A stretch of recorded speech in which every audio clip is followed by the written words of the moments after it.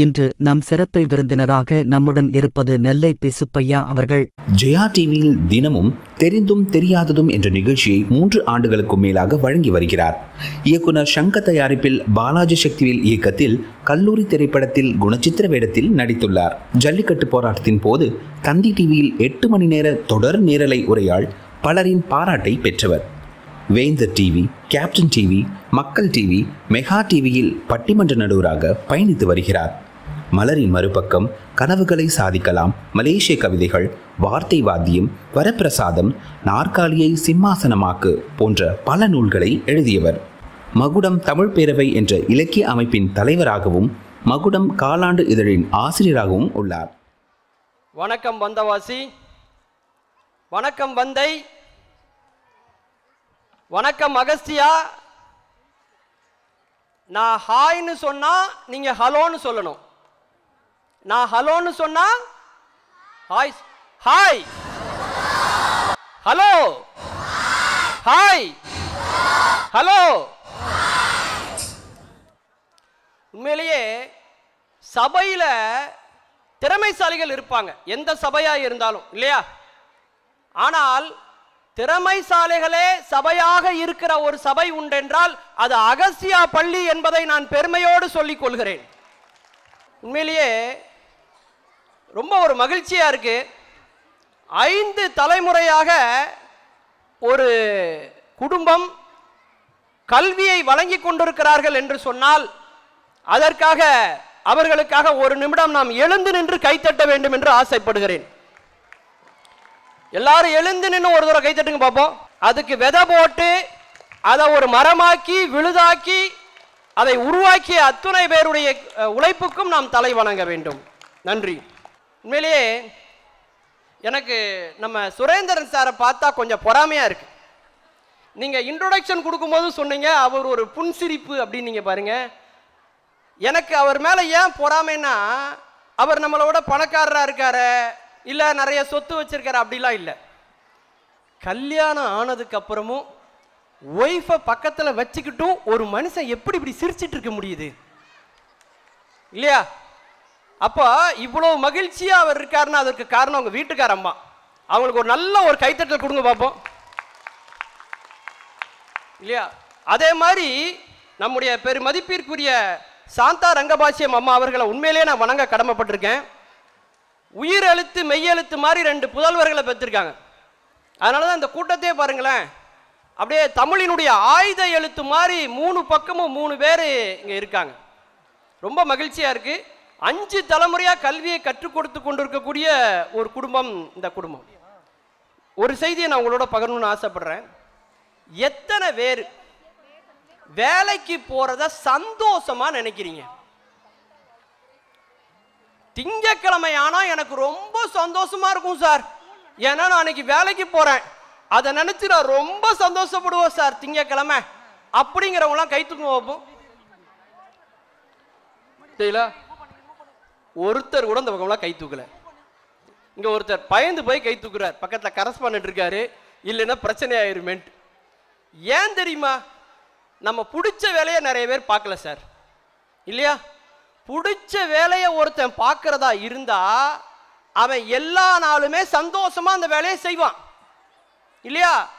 5 தலைமுறையாக ஒரு குடும்பம் கல்வியை நடத்துகிறது என்று சொன்னால் அவ்வளவு ஈடுபாடு இல்லாமல் ஒருவரால் நடத்த முடியாது என்பதற்கு இந்த சம்பவமே ஒரு பெரிய சாட்சி இல்லையா? யோசிச்சு பாருங்க.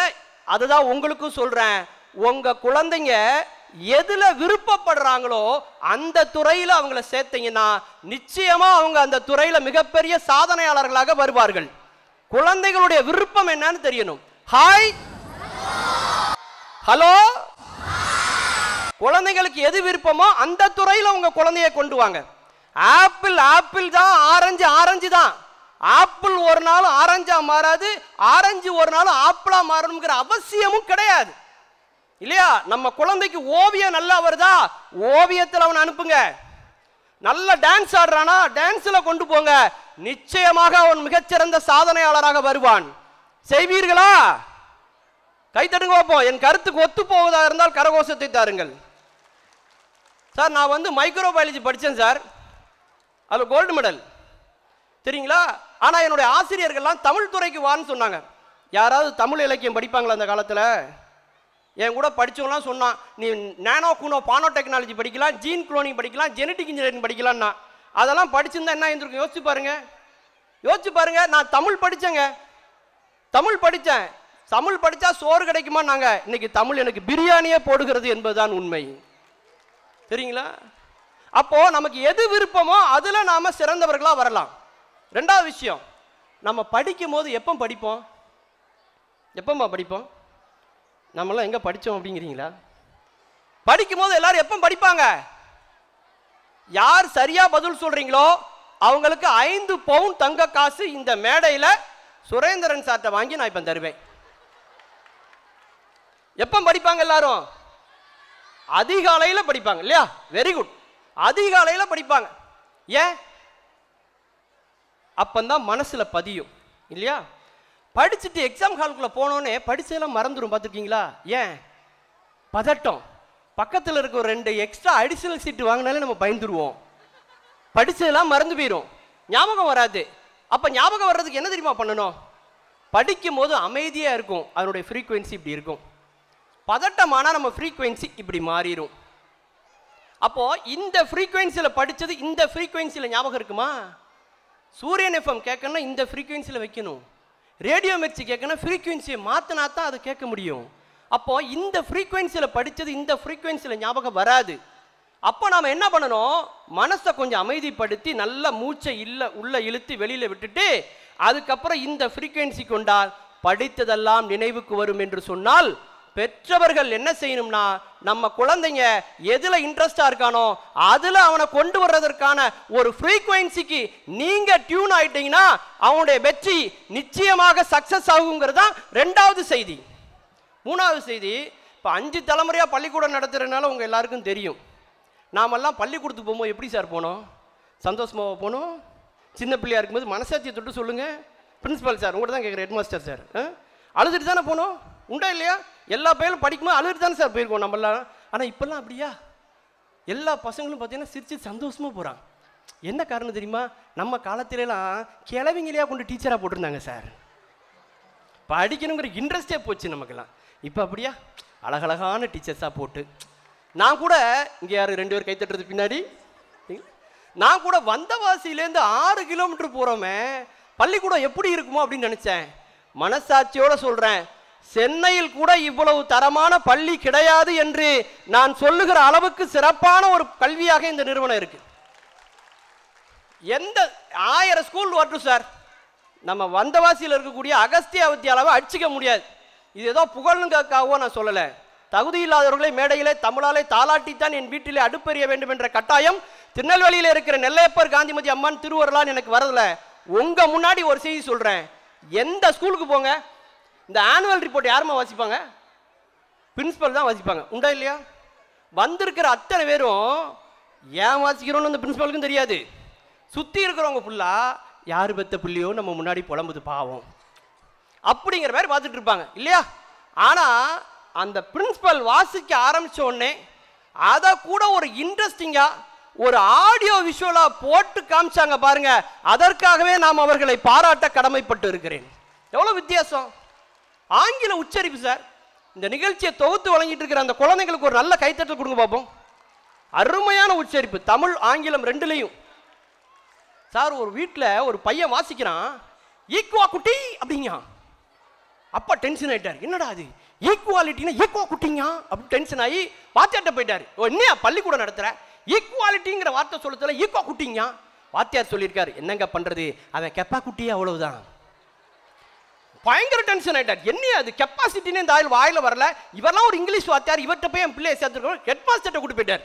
ஹெட்மாஸ்டர் என்ன அது ஈக்குவாலிட்டிக்கு ஈக்குவா குட்டிங்க, வாத்தியார்ட்ட கேட்டா அவன் கெப்பா குட்டியே அவ்வளவுதாங்காரு. பிரின்சிபால் சொன்னாரு, நீங்க ஏன் சார் இதெல்லாம் பெருசா பப்பிள் குட்டி பண்றீங்க? மொத்தத்தில் யாருக்குமே இங்கிலீஷ் வரல. ஆனா உண்மையிலேயே உச்சரிப்பு, உச்சம் தொடக்கூடிய ஆங்கில உச்சரிப்பு, அப்படிப்பட்ட ஒருவர் தான் பிரின்சிபலா இருக்காங்க பாருங்கன்னு ஒரு சாம்பிளுக்கு பிரின்சிபலையே உச்சரிக்க வச்சாங்க பாருங்க. அவங்களுக்கு ஒரு நல்ல ஒரு கைத்தட்டலை நான் கொடுக்க ஆசைப்படுறேன் சார். இல்லையா? ரொம்ப முக்கியமான ஒரு விஷயம் பேரண்ட்ஸ்க்கு நான் சொல்ல வர்றது, இன்னைக்கு ஆப்ரேஷன் கூட ஈஸியாயிட்டு இல்லையா சார்? அட்மிஷன் தான் நீ கஷ்டமாயிட்டு. எதிர்ப்பை கூட சமாளிச்சிடலாம், எதிர்பார்ப்பை சமாளிக்கிறது தான் ரொம்ப கஷ்டம். ஒரு பள்ளிக்கூடத்துக்கு போட்டி சார். ஒரு பள்ளிக்கூடத்தில் போர்டு போட்டான், எங்க பள்ளிக்கூடத்தில் ஆயா வசதி உண்டு. இன்னொரு பள்ளிக்கூடத்தில் பார்த்தான், எங்க பள்ளிக்கூடத்தில் ஆயாவுக்கும் வசதி உண்டு. அப்படி போயிட்டு இருக்கு போட்டி, தெரியுங்களா? ஆனா ஒரு செய்தி சொல்ற, நல்லா கவனிச்சுக்கங்க. நமக்கு முன்னாடி பேசினார் பாருங்க நம்முடைய தலைமை ஆசிரியர், அவருக்கு ஒரு நல்ல கைத்தட்டல் கொடுங்க பார்ப்போம். அந்த தைரியத்துக்கு பாராட்டணும் சார். சார், ஆசிரியர் திட்டினார், மனமுடைந்த மாணவன் தற்கொலை செய்தி, தெரியுங்களா? அப்படிலாம் இருந்திருந்தா நாமெல்லாம் பீரியடு தற்கொலை பண்ணணும், தெரியுமா? நிமிஷத்துக்கு நிமிஷம் நம்மளாம் தற்கொலை பண்ணணும், உண்டா இல்லையா? இப்போ பையலே சொல்றான், சார் நான் ஹோம்ஒர்க் பண்ணல, அடி சார், அடி அடி பார்ப்போம், அடி அச்சா நாளைக்கு உன் குடும்பமே நடுத்தல நிற்கும். மொத்த நம்பர் கொடுத்து வச்சிருக்காங்க, தெரியுங்களா உங்களுக்கு? அன்னைக்கு பாடம் சொல்லி கொடுத்தது பெரிய விஷயம் இல்லை, 5 தலைமுறைக்கு முன்னாடி பாடம் சொல்லி கொடுத்தது பெரிய விஷயம் இல்லை. அஞ்சாம இந்த தலைமுறையிலும் பாடம் சொல்லி கொடுக்காங்க பாருங்க. அவர்கள் கரத்தை நாம் வலுப்படுத்த வேண்டும் தோழர்களே, தெரியுங்களா? யாரெல்லாம் ஆசிரியர்கிட்ட குட்டு வாங்கணும் அவன் தான் இன்னைக்கு குட் ஸ்டூடெண்டா இருக்கான்.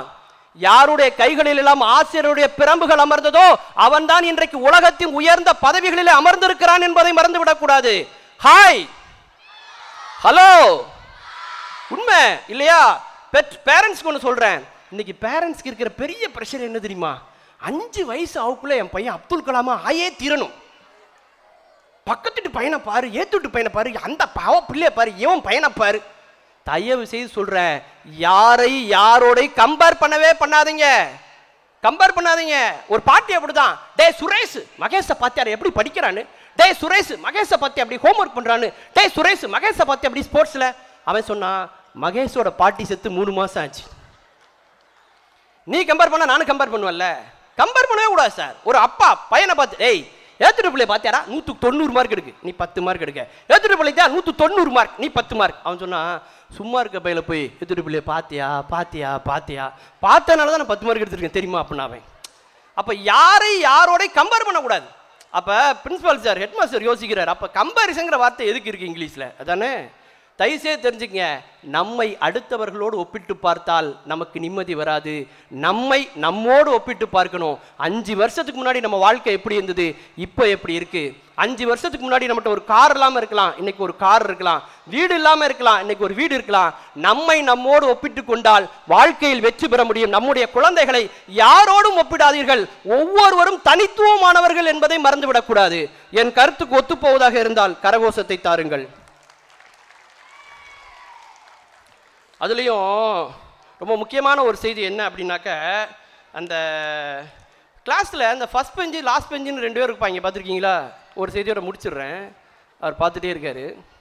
ஃபஸ்ட் பெஞ்சு லாஸ்ட் பெஞ்சுன்னு 2 இருக்கும். இந்த டீச்சர் கூட எந்த பெஞ்சுக்காரனை வேலை வாங்குவாங்க தெரியுமா?